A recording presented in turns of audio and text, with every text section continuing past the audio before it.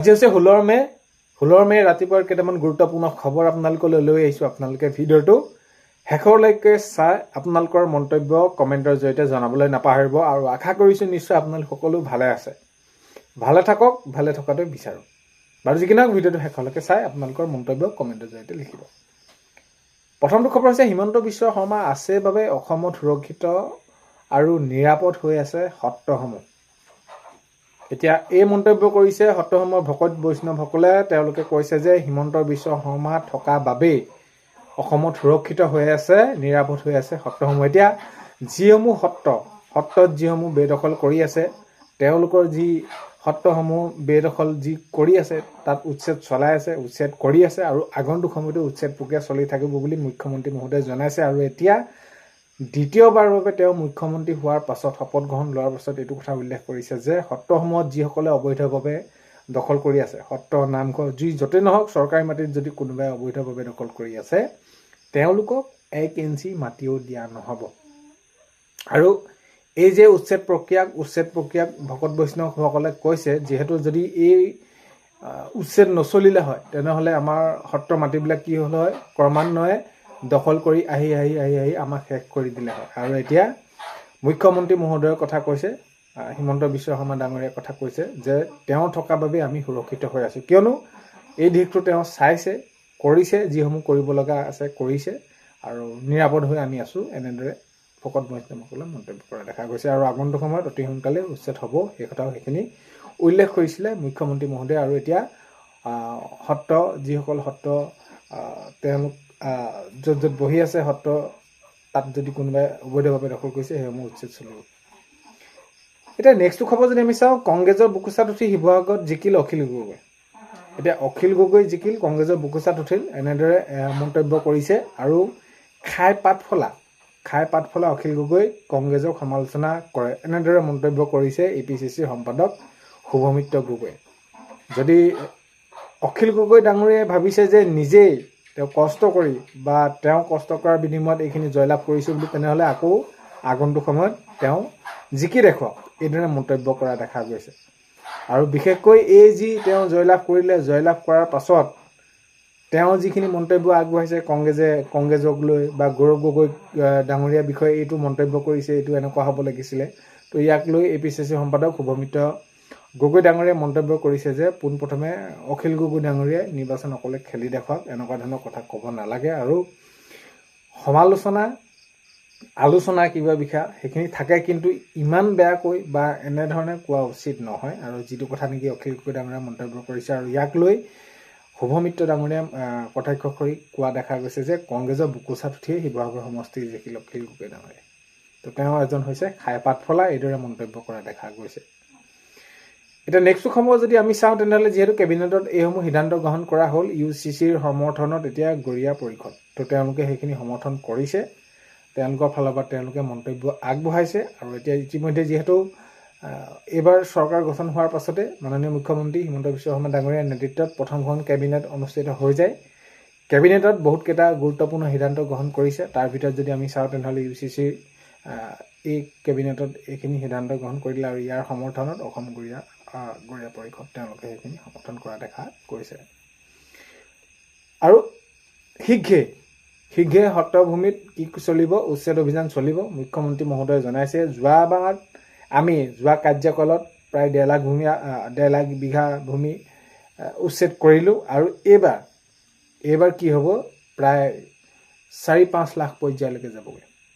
তো যিসকলে চৰকাৰী মাটিত দখল কৰি আছে, ঘৰ বনাইছে, যি কৰি আছে, তেওঁলোকে অবৈধভাৱে যিসকলে দখল কৰি আছে চৰকাৰী মাটিত 1 ইঞ্চি মাটিও এৰি দিয়া নহ'ব। আৰু ৰাইজৰ হৈ আমি জনসাধাৰণক যিসমূহ প্ৰতিশ্ৰুতি দিছিলোঁ, নিৰ্বাচনৰ পূৰ্বে জনসাধাৰণক যিসমূহ প্ৰতিশ্ৰুতি দিছিলোঁ, আমি এই সকলোখিনি কাম কৰিবই লাগিব। কাৰণ কেলৈ ৰাইজে এইবাৰ আমাক যিদৰে মৰম দিছে বা এই যি আমাৰ অভূতপূৰ্ব জয়লাভ, এইখিনিক আমি তেওঁলোকৰ ওচৰত সদায় চিৰকৃতজ্ঞ, চিৰঋণী হৈ থাকিম। মুখ্যমন্ত্ৰী মহোদয়ে এইটো জনাইছে। আৰু সেইবাবে আমি সকলোখিনি কাম যিসমূহ প্ৰতিশ্ৰুতি দিছিলোঁ সেইসমূহ আমি কাম কৰিবই লাগিব। তেতিয়া সত্ৰভূমিত শীঘ্ৰেই উচ্ছেদ অভিযান চলিব, মুখ্যমন্ত্ৰী মহোদয়ে মন্তব্য কৰিছে। এতিয়া নিযুক্তি ক্ষেত্ৰতো যদি আমি চাওঁ তেনেহ'লে নিযুক্তিৰ ক্ষেত্ৰত এতিয়া কেবিনেটৰ সিদ্ধান্ত গ্ৰহণ কৰি টাস্ক ফ'ৰ্চ গঠন কৰা এইখিনি নিৰ্দেশ দিছে।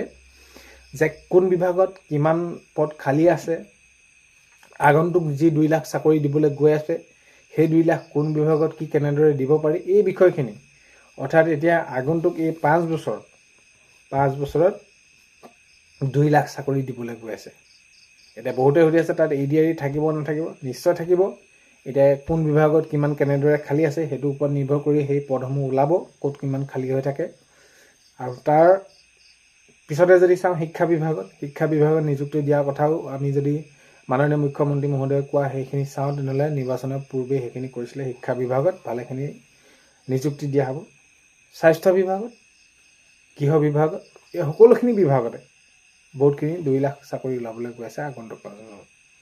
আৰু নেক্সট আপোনালোকৰ খবৰটো হৈছে যে ৰেচন কাৰ্ড। এতিয়া আটাইতকৈ গুৰুত্বপূৰ্ণ নথিপত্ৰ এখন হৈ পৰিছে ৰেচন কাৰ্ড। যদি আপোনালোকৰ ৰেচন কাৰ্ড নাই তেনেহ'লে আপোনালোকে অতি সোনকালে ৰেচন কাৰ্ড এখন আবেদন কৰক। ৰেচন কাৰ্ডখন থাকিলে বহুতকেইটা আপোনালোকৰ সুবিধা হয়। আৰু এতিয়া আটাইতকৈ গুৰুত্বপূৰ্ণ নথিপত্ৰ এখন হৈছে ৰেচন কাৰ্ড। যদি কিবা কাৰণত আপোনালোকে ৰেচন কাৰ্ড পোৱা নাই, ৰেচন কাৰ্ড আপোনালোকে আবেদন কৰি আপোনালোকে সোনকালে যুগুত কৰি লওক। এতিয়া নতুনকৈ অৰুণোদয় দিবলৈ গৈ আছে মহিলাসকলক, অৰুণোদয় পাব। আগন্তুক সময়খিনি খবৰ আহিব যে কেতিয়া দিব, কি কেনেদৰে কি প্ৰক্ৰিয়াৰ মাজে দিয়া হ'ব, সেইখিনি বাৰু পিছ কথা। কিন্তু ৰেচন কাৰ্ডখন থাকিলেহে আপোনালোকে অৰুণোদয় আঁচনি পাব। এতিয়া যিসকল মহিলাৰ ৰেচন কাৰ্ড নাই, তেওঁলোকে পোৱা নাই, বনাব পৰা নাই, অতি সোনকালে আপোনালোকে আবেদন কৰি লওক। এই ৰেচন কাৰ্ডখন থাকিলে আপোনালোকে ভালমানখিনি সুবিধা, অৰুণোদয়, আপোনালোকে চৰকাৰী ঘৰ, আয়ুষ্মান আৰু বিনামূলীয়াকৈ আপোনালোকে সেয়া চাউল পাবই। তো বিভিন্ন ধৰণৰ সুবিধা, স্কুল কলেজত ছাত্ৰ ছাত্ৰীসকলে নামভৰ্তিৰ বাবে, তো এই বিষয়খিনি বহুতখিনি সুবিধা হয়। সেইবাবে আপোনালোকে অতি সোনকালে ৰেচন কাৰ্ডখন এইখিনি আপোনালোকে আবেদন কৰি লওক। এতিয়া নেক্সটটো যদি আমি চাওঁ, আপোনালোকে সুধি আছিলে চৰকাৰী গেছ, উজ্জ্বলা গেছৰ ক্ষেত্ৰত প্ৰপত্ৰ দিয়া হৈছে নহৈছে, কোনসকলে পাব। তো আপোনালোকে আপোনালোকৰ ওচৰৰ অফিচত খবৰ কৰি চাওক, উজ্জ্বলা গেছৰ আপোনালোকে প্ৰপত্ৰখন জমা ৰাখক।